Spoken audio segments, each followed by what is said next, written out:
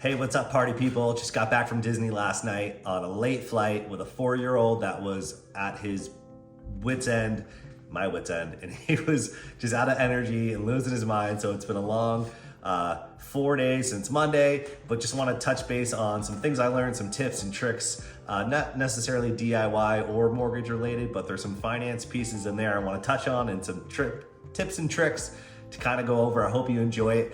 Step one, I actually just got to the home office and started getting my life together. And the first thing I did was I put everything on airplane mode and carved out about like an hour to write my son an email and just to kind of go over the whole trip and the whole experience and got to kind of relive it again. So tip one is set up your kids, if you have kids, with their own email. So I set them up with a Gmail account. Both Sebastian has one and Stella, and we're expecting another, but we set up their own Gmail accounts. And it's great to have pictures and to shoot video, but I think if you send them a personal email, and shout out, by the way, to Mike Robinson of Rogers and Gray, former employer, who gave me this great tip that you set them up an email account and it just really captures the moment, helps you relive all of the interesting things, like Sebastian met a kid that was also named Sebastian, and we're just never gonna remember those things like that. Like he was a good buddy playing in the pool, but we're never gonna remember that by just looking at pictures. Like things go by too fast. There's only so much memory up in here. So set up your kids with an email account and those kind of big things, shoot them an email and just really captures a moment like where you are in your life. And I included some funny stuff and personal stuff to them that I hope they can capture and hopefully use a Gmail down the road. But hopefully just kind of like really encapsulates the whole trip and helps them remember later on in life and helps us remember. So it's a good way to kind of document the journey, and it was kind of fun. I got to laugh and enjoyed some times just kind of reliving the whole trip. So that was pretty neat. So get your kids an email and shoot them an email when it's big picture stuff, big birthday stuff, whatever. So that's my tip number one. Tip number two was points. So JetBlue started allowing you to use your JetBlue Points on hotels, right? So I've got, here it is, the JetBlue credit card, right? And you get True Blue Points. And I used points in 2020 to go to Barbados, like, hey, use some points, took a trip with that. But now they allow for hotels. So I really booked the hotel for 3 nights and the flights there and back for me and my son, all with points. And it took a total of 326,000 points and $22 and change. So there's always like fees, taxes or whatever. Like you had to use some US dollars to cover that type of stuff, but the rest was all points. And we had like 600,000 points or something like that. So we used half of them for this trip. And it was pretty neat because it's very hard to save. And here's where it gets kind of mortgage related, is it's very hard to save for those big vacations and getaways. But if you use a credit card like the True Blue, the JetBlue card, and when I first set this up, I've got Santander for my regular checking and savings account. What I would do is whenever I filled up gas, I would use the credit card, log into my Santander app, slide the money from checking into savings. So if we bought groceries for $200, checking to savings. You open up the app, it takes literally 5 seconds to open the app, transfer whatever you purchased over from checking to savings. So at the end of the month, you've got a $3,000 credit card bill, no biggie, because every purchase you've made with a credit card, it's sitting there waiting for you in your savings.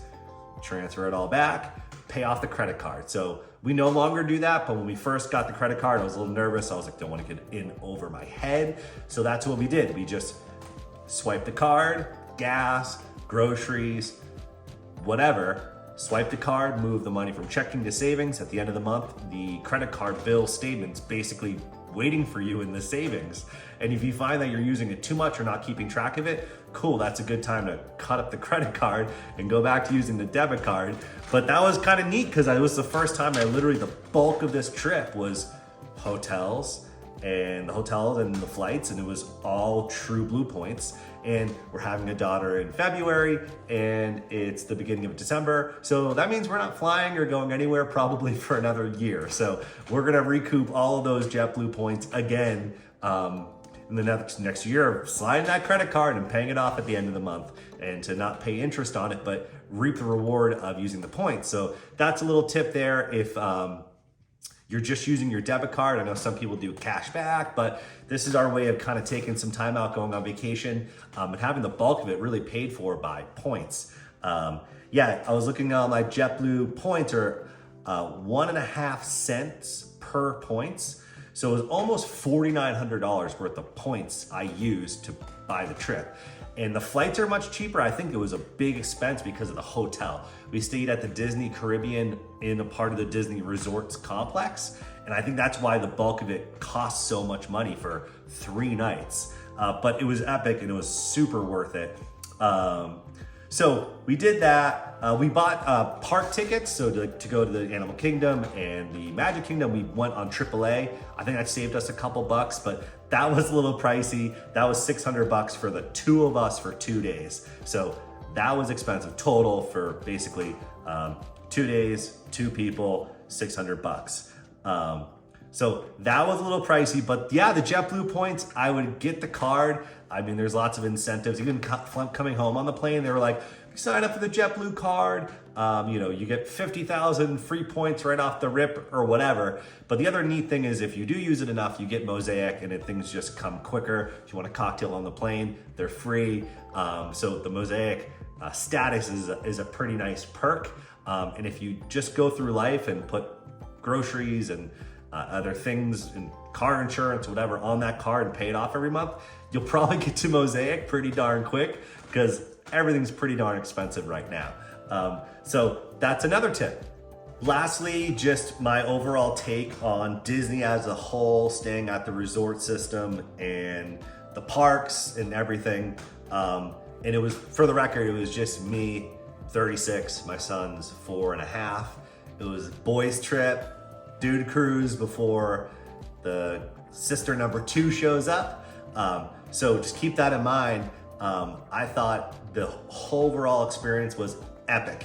And I was a little sketched. I was like, is he too young, being 4 years old? I was like, no, we're doing it. Let's go. You're gonna have fun. And I'm so glad we did. 4 is a perfect age. We did all the rides, Splash Mountain, Thunder Mountain, the Everest roller coaster. And I'm not great with roller coasters, but he nailed it. He was a beast through all of it.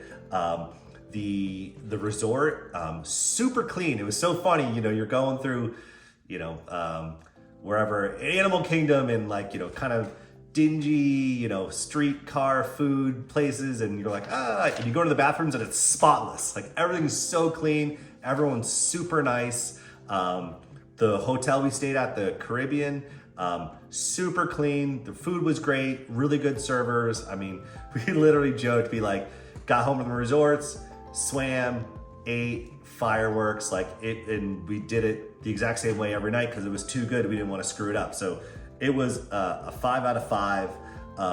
The nice thing about going down was just me and my son. We didn't have to rent a car because we were in the whole resort system. So there are buses that took you to and fro, no real waiting on the buses. The taxi service, because I was like, do I need to bring a car seat? What's the deal there? And no, taxis just have car seats ready to go. And we had to leave yesterday morning, went down, I was like, hey, I need to get a taxi to get to the airport, get back to Logan, to Boston. And they're like, yep, sir, ready to go. Literally a minute later, there was one waiting for me with a car seat. We were out the door. Was it a little bit more expensive than an Uber? For sure. It was like $70 with tip to get to the airport. But for convenience factor, what it paid $45, $50 with an Uber? Just sometimes time is money. That goes back to another thing, the passes. There's a thing called the Lightning Lane. So you can pay an extra $15 a day to have Disney Genie, and you get access to these lightning lanes where you literally book, you want to do Splash Mountain, cool. You can use the lightning lane from 12:10 to 1:10, and it is such a time saver. We did one ride that was not lightning lane because it wasn't available. We did the Avatar, which was a really cool ride. But that was the one time we stood in the actual line, and it was like estimated wait time, 65 minutes. And sure enough, it was like 65 minutes with a squirmy 4-year-old touching everything, kicking people in front of you. Like, it was bad. So whether you're traveling with a group of people or it's just you and your one kiddo, just pretend like that park pass is an extra $15 more a day because you're gonna be paying for the genie to use the lightning lane. It's worth it, hands down. It's a drop in the bucket. Just pretend like it's a part of the park costs. And like everything else, all the other lanes, like Splash Mountain, I felt like we were waiting for, it was a pretty busy day, I felt like, for like 2 minutes, and boom, we were seated, buckled in, flying down a 50-foot waterfall.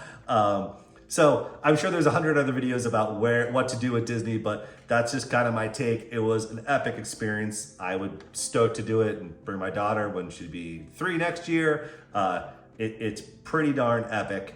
So yeah, that's kind of my take. And I think it's a great way using the JetBlue points to not necessarily have to budget a vacation, but let your regular expenses that you're going to do day in and out anyways help fund that vacation, because you're gonna be spending the money anyway. So let your dollar bills work for you. So you gotta take some time out, recharge, and it was just completely worth it. So many just special moments I'll never forget. So I hope you guys carve some time out of your lives, because it goes by so quick, especially that little magical 4 years old. I mean, just the parade, he's, hey, Mickey Mouse, like it just is so real for them that you got to hit pause and take time to go out there and do it. So cheers. Hope you guys do whatever that means for you guys.